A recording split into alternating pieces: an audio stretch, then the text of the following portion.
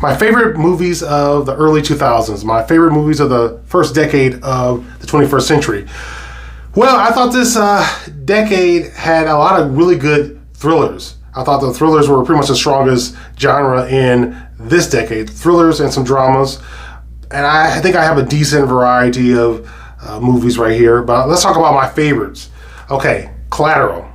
Tom Cruise plays a hitman who's in town, basically holding this cab driver, played by Jamie Foxx, as a hostage as he goes around town taking out people on his list. He's a paid hitman. Well, they're all paid, but anyway, he's paid to take these guys out. And watching Jamie Foxx's character go from a guy who's just he's not really living life. Life is just happening to him. It's a really good arc. One of my favorite Tom Cruise performances. I love watching him as the villain. He did a fantastic job. Vincent was a very menacing character. Who could forget the alley scene where those two criminals stole something from him? Yo, homie, is that my suitcase? I can't say it, but it's incredible. All right, musical. I'm not a big fan of musicals, but I love watching Nicole Kidman play this woman who's being pursued by Ian McGregor. He's just wildly in love with this woman. She's in a position where it's very difficult for her to really escape. I'll just put it that way. Moulin Rouge. I still remember that the soundtrack, incredible music. All right, this movie, well, technically, they were released as two different movies. I saw them both in theaters. Kill Bill Volume 1 and Volume 2. The Bride is a woman who ends up in a hospital in a coma for a long period of time. And she wakes up, she's looking for revenge for the people who betrayed her. I'll just leave it at that. This movie, the first one is more like a kung fu action movie, a sword play movie. The second one is more like a Western. So it's absolutely a blast to watch. All right. Ava Green. She's one of the reasons why I really enjoyed this James Bond movie. This is probably my favorite James Bond movie. And this one, of course, stars Daniel Craig. And this guy does a phenomenal job. I'll never forget that torture scene. Ooh.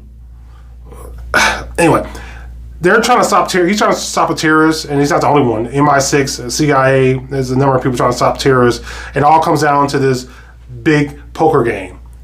If you just told me what the movie was about beforehand, there's no way I would have thought, oh man, this is going to be an awesome movie. But it turned out to be an awesome movie. Children of Men. Can you imagine a world where women just lose their ability to have children? There's no more children being produced. Can you imagine the chaos in that? Cleve Owen stars as a protagonist in this movie. Definitely worth checking out. I'm going to watch this again this week. This is one of my all-time favorite romance films, Before Sunset. Two people, one played by Ethan Hawke, they meet up again in a beautiful city and they walk around, they just reunite and try and reconnect. Very fascinating. Definitely worth checking out. All right. No Country for Old Men.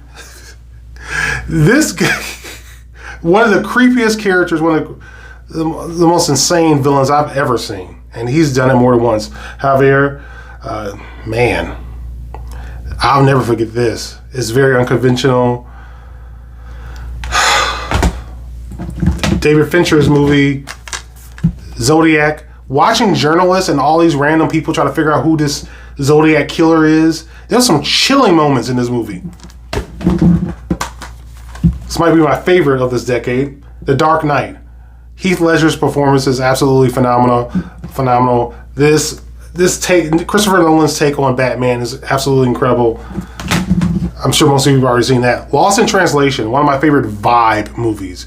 Just imagine just being in a beautiful locale, Tokyo, or you can imagine some other cities. But anyway, imagine being in some beautiful location and just meeting somebody and just really having a real connection.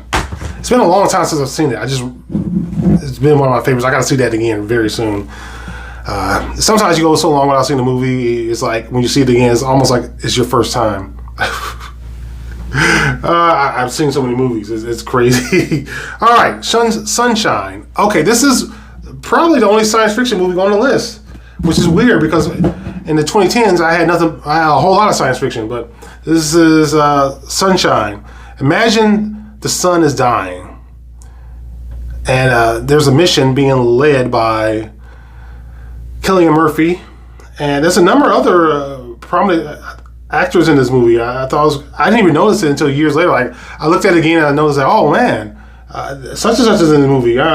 Was Chris Evans? Yeah, Chris Evans. But yeah, really good science fiction, worth checking out. Now I'm gonna add some horror. This is The Devil's Rejects. The first movie in the series, House of a Thousand Corpses, was sort of dark, but also had a lot of. It was trying to be kind of funny. This is not funny at all. These are hardcore killers, and they're lashing out, and they don't care if the law is coming at them or not. Brutal, amazing soundtrack, amazing rock soundtrack. The Devil's Rejects. And last, Martin Scorsese, I can't even say his name, movie, The Departed, with Leonardo DiCaprio, Matt Damon as Jack Nicholson, Mark Wahlberg. So basically you have a criminal organization who infiltrated the police department. They have spies within the police department, and you have the police department planting undercover agent in this criminal organization. And the cat and mouse game is really fascinating. Seen this a number of times. Probably gonna see it some more. Now let me take some time to talk about one of the best documentaries I've ever seen. It's called The Grizzly Man, and it focuses on an animal activist who becomes so obsessed with protecting animals from his perceived threats coming from humans that he descends into absolute darkness, and he brings a woman, his love interest, down with him. And the documentary focuses on aftermath and everything that happened. So he goes out into a forest.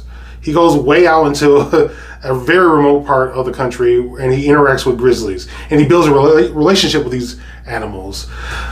But as you imagine, things go wrong. He perceives the authorities as being a threat to the animals and failing to protect them from other humans. He perceives all other humans as being a threat. It's called The Grizzly Man. If you get a chance to check that out, definitely worth checking out on streaming. Highly recommended. Okay, Gladiator. Okay, Russell Crowe. Come on, it's Gladiator.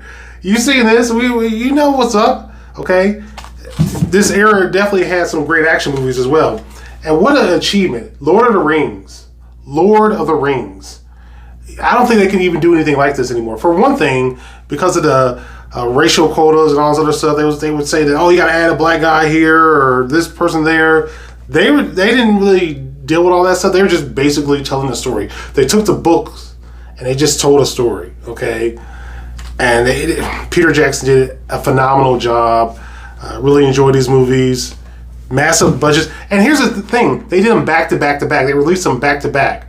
It wasn't like, oh, you had to wait 2 or 3 years for the next installment. No, they did it year after year. They need to do something like this again. They don't need to do a remake, but find some other material. Anyway, this is the extended cut. Really worth checking out. All right. If you're into romance, one of my favorite romances actually came out of this decade, The Notebook. Rachel McAdams, I'm a huge fan of hers, and Ryan Gosling, once again. But Rachel McAdams, spectacular, poor kid, rich girl, 2 different worlds, and they end up building a relationship that spans over decades. But anyway, speaking of love stories, how about Pride and Prejudice, starring Keira Knightley, one of my favorites. Mr. and Mrs. Smith, 2 assassins, contract killers. They're married. They don't even know that the other person is a contract killer. And when they find out, all hell breaks loose. Really good action. Definitely worth checking out. So these are my favorite, pretty much most of my favorite films of the 200s, early 2000s. So you guys share your thoughts. What are your favorite movies of the early 2000s? Not necessarily the best movies, although some of these movies may be the best, but what are some movies you want to return to again and again? Share your thoughts.